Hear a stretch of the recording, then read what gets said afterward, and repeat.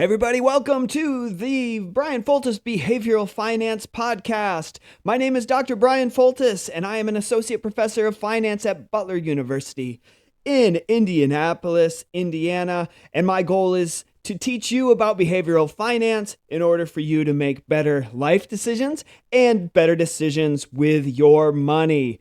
Our podcast today, the topic of the day, is talking more about market efficiency. So this is going to be more of a financial markets kind of conversation.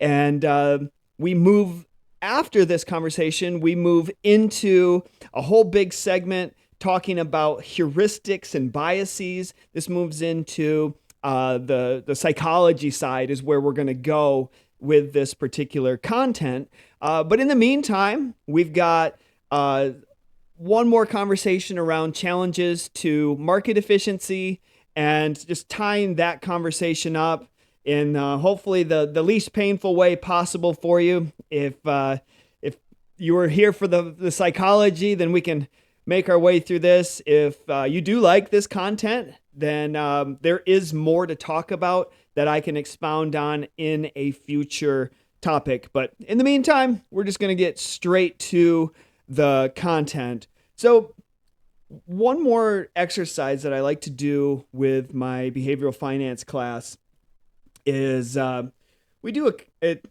don't know why this is called a beauty contest. There's nothing beautiful about it, but it's a really cool way of showing how we deal with participants who may or may not be fully rational and how we kind of deal in markets with that. So again, we've already laid out that not everybody is fully rational, but let's just show you how this might work out in markets here. We're going to ask you to give us a number, give an estimate or your guess. It's going to be a number between 0 and 100. Range is 0 to 100.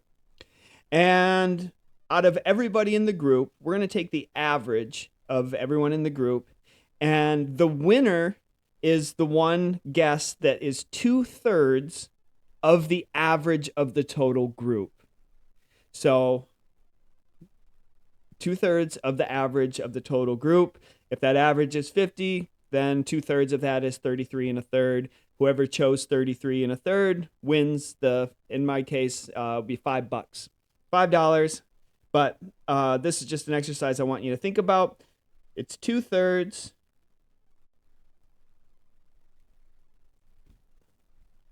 of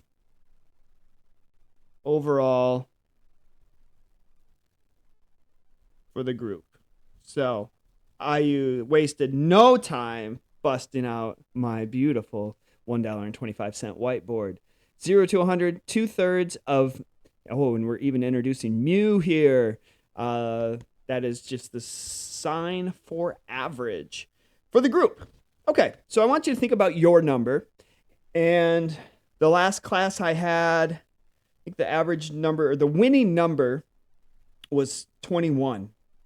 The winning number was 21. I got the $5. And I think that still gets a cup of coffee at Starbucks, at least for my black pike.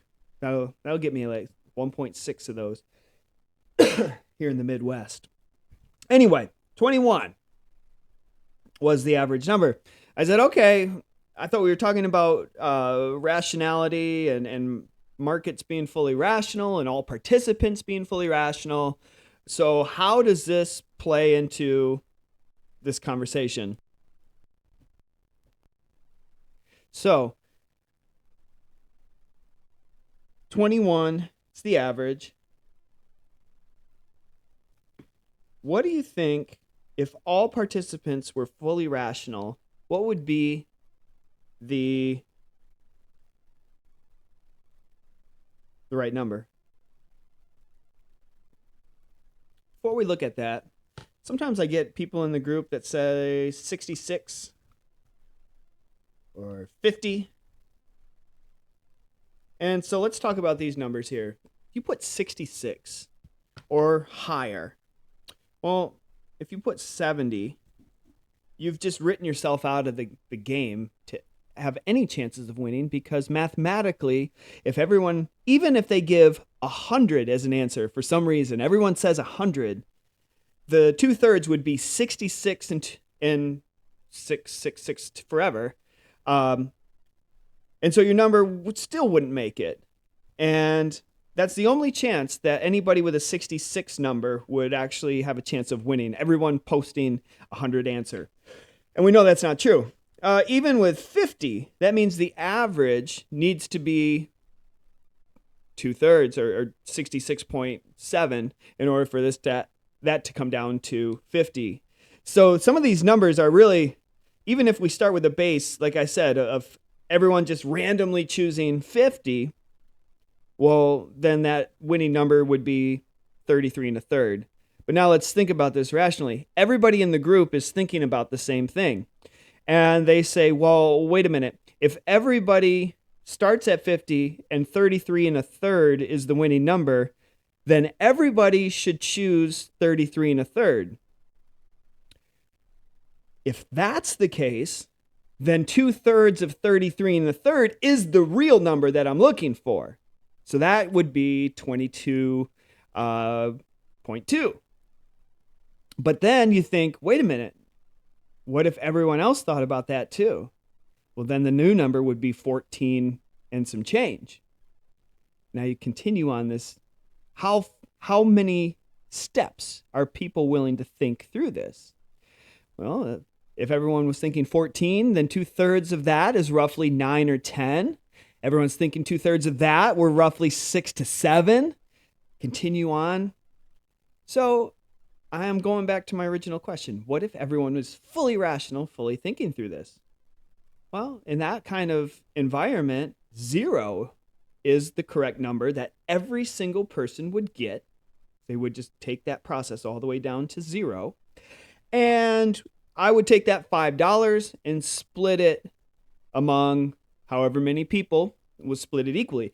That would be a perfectly efficient market. And everyone it's priced perfectly. Everyone's in agreement. We spread the spoils. I know it's just $5, but spread the spoils. So I tell the group every time. I tell them about this. 0 is the rational answer. And then I say, guess what? We're going to do this all over again. I want you to do a whole new estimate. $5, another $5 is now at stake. And the same rules apply. You're going to be the winner of the $5 is 2/3 of that average. So what do you say? And so you get, I don't know, a handful out of 30 students. I'll get a handful, 4 or 5, that'll say 0. They say they're really feeling good that they got it right and they're fully rational. But guess what? 25 other people didn't say 0. And those individuals who said 0 never win any money because it's always the number above. In fact, we get it from about 21 down to about 14. So it takes one extra step in that process down to about 14. And that's what typically wins. And so, of course, I've got a bunch of seniors in my classes, and senioritis is a real thing. And so you might have somebody that's out there taking, still pulling a 60 or something, or a little bit higher just to be funny, but that pulls the number up. And so we think about participants in the market and some of this dumb money, and how we still have to kind of deal with this dumb money, knowing that it's out there. And later on in this chapter, we're going to talk about herding and noise trading. So these are kind of the things that we will see. But nevertheless, if 14 is still the answer, that means people with 0, fully rational people, are not making that $5. So anyway, that's the beauty contest. And it's just showing, once again, the extent of information that we're using, and how the assumption that everybody's fully rational, we can just add a little bit more evidence to it that's really not the case. Today, though, we are going to be challenging efficient market hypothesis. Namely, we're going to be challenging the semi-strong market efficiency. So if you remember from a previous podcast, we talked about strong market efficiency, where past, present, future, private, and public information is known. This omnipotent that not even we know about anybody else except for ourselves is possible. And that's why we kind of go down to the semi-strong, which is past, present, future is known about every security by all individuals. That's public only. So the only way you're going to beat the market is with private information. And then we said weak is using the price and returns as that's what everybody knows. Therefore, technical analysis is not actually viable to get profits. Well, I actually just wrote a paper not too long ago. It was about a year ago, got published. It's got number 16 publications, academic peer-reviewed publications. Just had 16. Number 16 was accepted. I am the least likely person to be a 16-time academic finance writer, but I'm proud of that, and worked really hard to develop that kind of skill. And I like being pretty nerdy. I like being the center of attention and teaching people. That's that Scott Redwing lead singer that I've gotten in my personality, but I also like to nerd out. So we found that using a 200-day moving average over the last 20, 30 years to buy and sell kind of the stock market when it goes above and below, that it actually outperforms, albeit very little, but at the same time it reduces your portfolio volatility based on our results. And so we found that interesting because usually there has to be a trade-off. And in this case, we got a little bit of extra returns with reduced volatility, which we found interesting using that. Anyway, like I said, if you're interested in learning more about that, we have a future conversation to dive a little bit deeper into that. If not, we're just going to continue on challenging the semi-strong market. So the only way to beat the market is through inside or private information. So we've got 6 challenges, 2 of which we've already talked about in a previous podcast. Number 1 is small and large cap stocks. So when we group small cap and large cap stocks against each other, we found that small cap outperform large cap. Now, what I'm hoping you should say is, duh, yeah, of course. Small cap is riskier. They should outperform large cap stocks. There's a lot of risk to them. And I would say you're absolutely right. However, even after we factor in the beta risk through the capital asset pricing model, the small caps still outperform the large cap stocks. So small cap, large cap. So if you have that risk appetite, by the way, I'm not a stock tip or strategy tip. I'm just an educator. So there's my disclaimer. But if you were to play this, if this continued on, then you would invest in small caps if you had that risk appetite, because they will outperform even after adjusting for risk over time. Same thing with growth and value stocks. We found out that, believe it or not, historically, value stocks have outperformed growth stocks over time.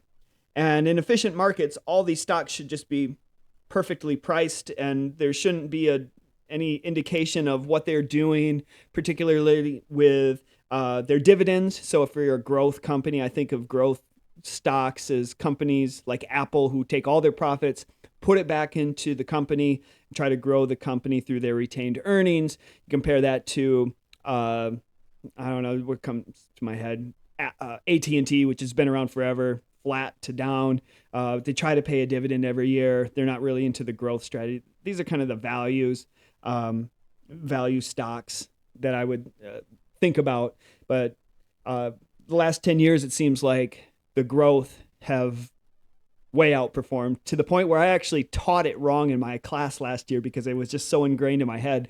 Growth stocks have been just kicking ass over the last 10 years that I forgot that historically, long-term, it's the value stocks that are winning. So anyway, if we were thinking about that, long term, then the play on that would be invest in value stocks over growth stocks. And so what we've talked about before as well with these small and large cap growth and value stocks, we said, well, no, it's not that markets are inefficient. It's that the model was faulty. So therefore, we came up with the Fama-French 3-factor model in addition to that beta measure that we originally had. So that's where we stand. But a couple other things have arisen since. Price to earnings ratios. Those companies that have low price to earnings ratios outperform companies that have high price to earnings ratios. Now, once again, this is in conflict with what we've seen in the past. I just checked yesterday. Tesla has a price to earning ratio in the 50s and 60s. Even Walmart's at about 35, 36. Netflix, these are all now with their haircuts in 2023. They got a nice haircut, a big discount here in 2022. So now these still high price to earnings ratios are now at least a bit lower than they were before. I was having a hard time even teaching fundamental stock pricing for the last 5 to 7 years because the valuations were just so out of whack that it was just the only way I could explain it is, well, it's called the greater fool theory, that if I buy Tesla at 600 and somebody that's foolish because the fundamentals say, well, it's a $200 stock. 600 is foolish unless there's a greater fool that is going to buy it from you at 700 or that you can sell it to at $700. And in that case, and when it just keeps going up and up and up, then you go, well, I don't know what to tell you. I guess do that until the party's done. But that's where, these bubbles and tulip mania starts to come about. So I'll talk more about that too when we talk about bubbles and crashes here later on in this semester. But nevertheless, low price to earnings ratios. I've been looking at a bunch. I do my stock screener through my discount broker, and I look at the low price to earnings companies that are paying a dividend. Now, I got burnt recently because I thought I'd found it good. It was Haynes. They've kicked my ass. Haynes, because they were paying a nice dividend and they were looking at it, but then here's the thing about dividends is that they can always take them away. So their next quarterly meeting, they said, we're done paying dividends, and everybody ran for the hills. It's like, that's the only reason we're in this stock is for this dividend. And it was about a $6 or $7 stock. And I just tax harvest it for just under $4 a share. So I will not only talk about my triumphs, but I'll talk about my failures as well. But anyway, as long as the board of directors isn't changing the dividend policy like that, I still like screening to earn income from those stocks. And then also find good value, what I believe in. So price to earnings ratio is essentially how much you are willing to pay for every dollar of profit. So for Tesla, people are paying 50 some dollars for every $1 of profit. We're finding ourselves now in an environment where I can find some pretty good deals, anywhere from $8 or 8 to 12. So paying $8 to $12 for every dollar of quarterly profit. I can live with that. So anyway, price to earnings ratios is the third one, and the play on that is invest in low price to earnings ratio stocks. There's a number 4, find really interesting, and this is tabled in the back of my mind to research. This is called earnings announcement momentum. So in particular, when a company comes out with their earnings announcement and it underperforms, there's a severe negative reaction. And what we've found is historically people tend to overreact. So the knee-jerk reaction is sell, sell, sell. And then when you kind of come to your senses and it comes back and it drifts back up. But here's the thing, it takes up to a month for this pricing to go back to equilibrium where everyone is satisfied with the new price. So of course, when we said we all participants are assumed to process the information the same way, which means, yeah, if a negative earnings announcement comes out, everyone adjusts their price automatically. We all agree on that price to adjust. Some people win, some people lose, but the number is agreed. Here, what happens is we get that severe overreaction, and then it pops back up over basically the next month. And so,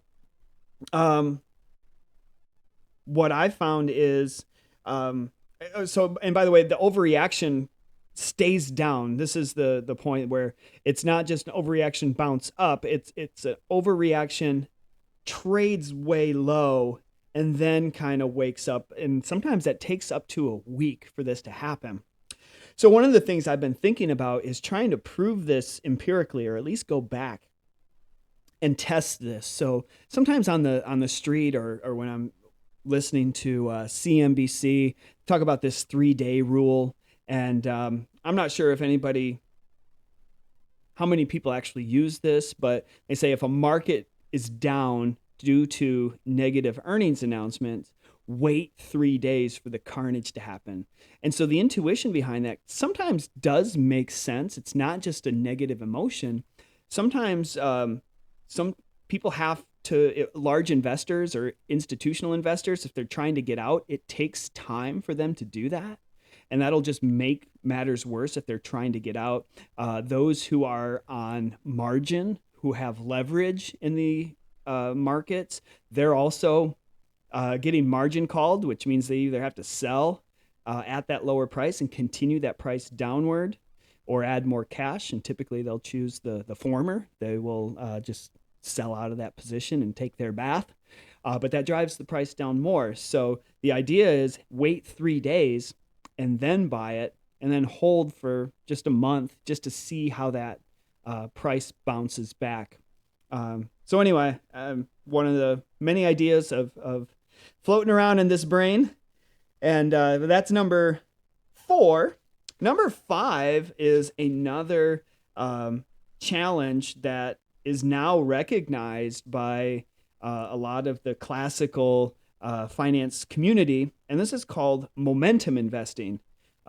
This is also one of my first paper that I ever wrote was on momentum. Happens to be the most downloaded paper that I have written too. So I guess lucky first crack. Anyway, momentum investing is essentially taking the previous good performers from the past 3 to 12 months and then just buying them, hold it for the next 3 to 12 months while that momentum is happening, and then sell at the end of that period. So the way you would actually execute this is if you have, let's just say we're looking at S&P 500 stocks. We have 500 stocks that we're looking at. And the original work on momentum, Yigitish and Titman, Sheridan Titman, I don't know Yigitish's first name, but they did this back in 1993. They did this, and they set this up taking New York Stock Exchange stocks, but I'm just going to set it up using S&P 500. So we have 500. We're going to take the top 50, so the top 10% stocks of the past 3 to 12 months. So just pick a number, 3, 6, 9, or 12. 3 to 12 months. And this is our formation period. So all we're doing is we're just looking at price performance and we're ranking them from highest to lowest. And we're going to take the top 50 at the end of that formation period and we're going to buy it. We're going to buy, and we're going to call this the winner portfolio.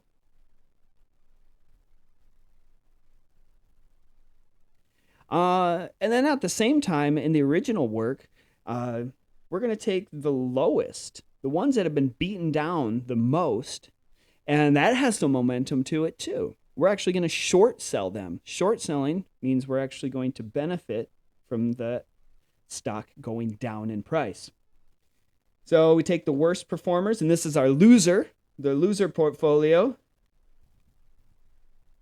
And so we're going to sell the losers. And for this to work out, and the way they set this up is you could take the proceeds from selling short the 50, buy the 50 equally weighted stocks of the winner portfolio, and they call this zero transaction. Nevertheless, the idea behind this is hold for 3 to 12 months and let this momentum take over. So the winners are going to continue to win. So it's kind of counterintuitive where we're supposed to buy low and sell high. Well, we're actually buying high and trying to sell higher, and we're selling low, trying to buy back even lower. But the momentum works. We can find here, I've writing it out. We've got our formation period here, our moment where we buy, the day that we buy, we'll call that T, today. And then we holding period of 3 to 12 months as well. And we just take the difference, and because we're doing equally weighted portfolios, we can actually calculate these returns fairly easily. And let's say the loser portfolio lost 10%, which means we actually gained 10% from that. And the winner portfolio gained 8%, which we were long anyway, so our net is an excess return of 18%. Well, I thought that was really interesting, and I felt like in my paper, what I wrote was, can retail investors, can they just use the winner portfolio, even with a small amount? I don't want to buy 50 stocks. I want the top anywhere from 8 to 10 stocks in the New York Stock Exchange. Would that work, even for a small amount? Because I realized that the loser portfolio, most retail investors, in my account, I can't short stocks. And if I did have the capability of shorting, there would be a lot of margin requirements. There would be a lot of fees in order to borrow on margin. It just doesn't work in a frictionless environment like this. But I said, what if I could just do winner stocks and hold these for a year, so 12 months, and see how that works? And I found, believe it or not, over the last 30, 40 years, I thought it was wrong at first, but it said that the monthly excess return, or the monthly return, was 3 point something percent, which means almost 40% per year if you were to execute this trade. And I was like, well, that's really interesting. After factoring risk, it still was a profitable thing. So I thought, it was a cool paper. I was pretty proud. And years later, I came back and was working on another project in a similar data set and was looking at it. And I happened to I just wanted to recheck momentum again in order to find the next research question, or answer the next research question. And I found for the last 10 years, all momentum is gone. So there's just no, when you divide it from the top 10% to the bottom 10%, like they did in the original work, found absolutely nothing between each, we call it deciles, 1/10. Each decile, there was just really no difference in returns. And so we wrote about that, and we said, where has the trend gone? That we found no evidence recently. So this is the thing with some of these anomalies, that just because it's worked in the past doesn't mean that it's going to work in the future. And more often, people who learn about it as it becomes more noted in the world of finance, people try to exploit it. The more people try to exploit it, the quicker it goes away. That's the way these anomalies work. And we feel like people were just starting to use momentum and trying to exploit it, and through that process, kind of crush the whole benefits of doing so. So finally, that's momentum. And you can see momentum is 3 to 12 months, short-term momentum. It's been pretty robust, or it had been pretty robust in many different markets and many different securities, except for Japan, which nobody can ever find any anomalies in the Japanese stock market. The contrarian strategy, or this reversal strategy, is set up very similarly. However, it's going to be the opposite. And the opposite is going to be due to a longer time frame. So we're going to take typically the last 3 to 5 years now. We have the top performers and we have the worst performers for the last 3 to 5 years. We're going to rank them in the same order. But now, the ones who have performed the best over the last 3 to 5 years, we're going to say we're going to short those winners. And the rationale behind that is it's had its run now. Now it's time to come back to reality. So over the next 3 to 5 year holding period, it's going to come back to reality. And when it does, when we're short, when we have short sold it, that's going to earn us money. If we're a retail investor, what's going to interest us is more the worst performing stocks of that 3 to 5 years, because we can actually go long and buy those stocks and hold them for 3 to 5 years, knowing that it's going to return back to reality, or a reversion to the mean is what we call it. I like to just think of it as back to reality, where people recognize 3 to 5 years, hey, it's not so bad. It's had its momentum, and now it's time to come on the back upswing. Yeah.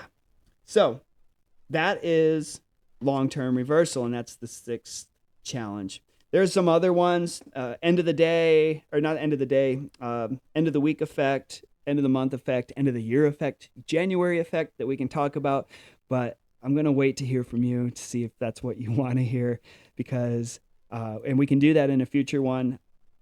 I'm going to finish out this section here, and we're going to talk about biases and heuristics next. But before we do this last part, we've got, in this conversation, market efficiency and arbitrage.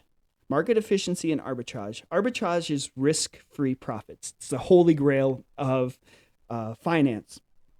And so what many people believe is, they say if pricing errors exist, there's dumb money out there, then smart money can come in and arbitrage that away until there's no free money left on the table. So there's a clever way. Hey, you want to put your 66, stupid guess in for the beauty contest. Well, there's a way to then arbitrage this. So you're just I can actually benefit from if you're paying into that, then I can arbitrage and benefit from your stupidity. Essentially what they're trying to say. But we've got 3 issues here in order for this arbitrage to work to get rid of this dumb money. This first one is called fundamental risk. This basically says that if you are actually trying to execute this, you need a perfect substitute in order to arbitrage, in order to make this a risk-free endeavor. So follow me here. If you believe Ford is underpriced, go ahead and buy it. Right? But if you wanted to use arbitrage, you would short sell the best alternative, or the closest alternative that you would have. So General Motors comes to my mind. I'm from Michigan, so this is near and dear to my heart. Ford, General Motors, sure. So you would short General Motors, and you'd use those proceeds to buy Ford. And when the mispricing goes away, because you believe that Ford was underpriced, that'll raise in price, you get out of that, you get out and buy back your General Motors, and you're done. So the risk is essentially riskless, as long as the mispricing goes in your favor and it works out the way you think. But there's still risk. It's not a riskless thing, even if that works. So the fundamental risk happens to be, Ford labor strike. General General Motors labor strike, or there's a bad new CEO that comes that the street doesn't like, and it's going to drive this in different directions. So new information coming in, strikes. So it's tough to find this perfect substitute. And even if we do find a perfect substitute, noise trader risk exists. And so noise is an opinion on value. Noise is an opinion on value unrelated to fundamental information. So we've talked about fundamental risk, noise trader risk. I've always struggled coming up with examples of noise trader risk. I don't struggle with that anymore. Look at GME, GameStop. This happened last year. It's still trading at the moment at about 22. GME has never been profitable in the last, I don't know how many quarters. I've seen no plan. Commercial real estate, someone tried to tell me, wow, commercial real estate, it's the next new thing. I was like, what year is your brain in? Where are we at? This is commercial real estate's a disaster right now. And people are not really even acknowledging that fully. So anyway, we think about GameStop, and I said, I finally gave in when this thing, GameStop went to 400 at some point. And I go, what is driving this? And then I went to Reddit, and I got on Reddit, and I figured out Wall Street bets, noise trader risk, hold the effing line, stay strong, buy the effing dip. Like, reading about this and people actually doing it. And I'll go back. Noise trader risk is an opinion on value unrelated to fundamental information. There were no fundamental reasons to be long, or certainly it was in the pandemic, or at the end of 2020, it was a $4 stock. During the pandemic, it was a $1 stock. End of the year, around 4 or 5 in 2020. And that's when the madness happened. It shot up to 400, and now it's still at 20 something. Hold the line. So anyway, arbitrageurs. Here's the issue. If you believe that GME is overpriced, which many, that's the hedge fund that they were going after, believed that GME was just about on its deathbed going bankrupt, and they had shorted the stock. And so, they think it's overpriced, short the stock. So you could short it, let's just even say at 20. But what happens, and the fundamentals say this is a $2 stock, so it should go down to 2 eventually. But it goes up to 40. What do you do as a short seller? Well, your bank is going to call you, and they're going to say, hey, you've got a margin call now, so what do you want to do about this? Do you want to add more cash to your position in order to get you back in the right ratio? Or do you want to get out of this position? Well, how do I get out of a short sale? You buy it back. Oh, so if I bought it back, I'm going to actually drive the price up even more. So that's what you call a short squeeze. Those who got shorted, they need to get out of their position to meet their margin calls. And now they're buying the process, and it's just further amplifying this mispricing. So that was part of it. So I think they took down, I can't remember off the top of my head what the hedge fund was, and so they were successful in this, but I can't help but wonder how many other hedge funds went in and saw it at 400 and said, I'm going to short the shit out of this thing and take it even down to 20 and close out. I wonder how many hedge funds compared to the one that went down actually benefited from GameStop.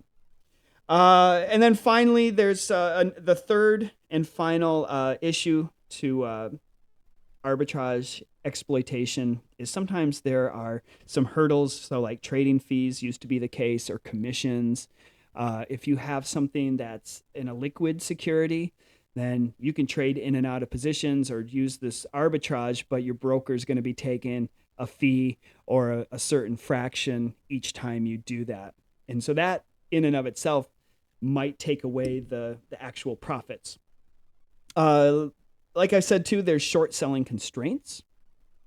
Like if you are a retail investor, it's not a frictionless zero transaction world where we actually have to put up 50%, 30% of our own money to meet the margin for trying to go short. And that's in a perfect world. And even then we'd have to borrow at certain amounts. So even if you had $1 million, if we're at 4.5% or 5%, as the base rate, they're going to take 5% plus 3 or 4. So you're at 8 or 9% just to borrow to have some margin.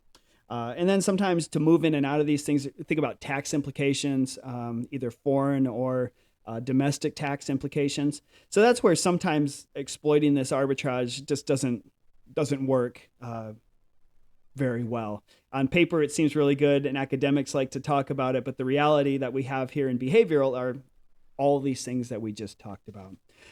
All right, so I've said my piece today about challenges to market efficiency, and would love to hear what you have to say. If you're excited to move on to biases and heuristics, welcome to the club. I'm right with you. I'm fired up and ready to talk to you about that.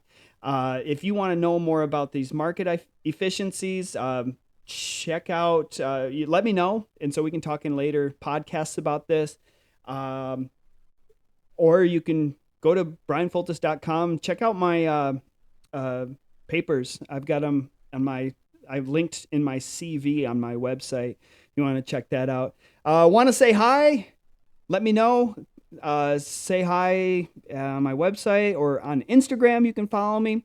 Please make sure you like and subscribe so you can follow me on future podcasts and learn more about behavioral finance. And if you need anything, let me know, or any questions that you might have. If you're looking to book me to teach your groups or your congregations or your business, I'm also booking for those as well. Would love to hear from you. Otherwise, have a great rest of your day, and we're signing off, and we'll talk to you later. Bye.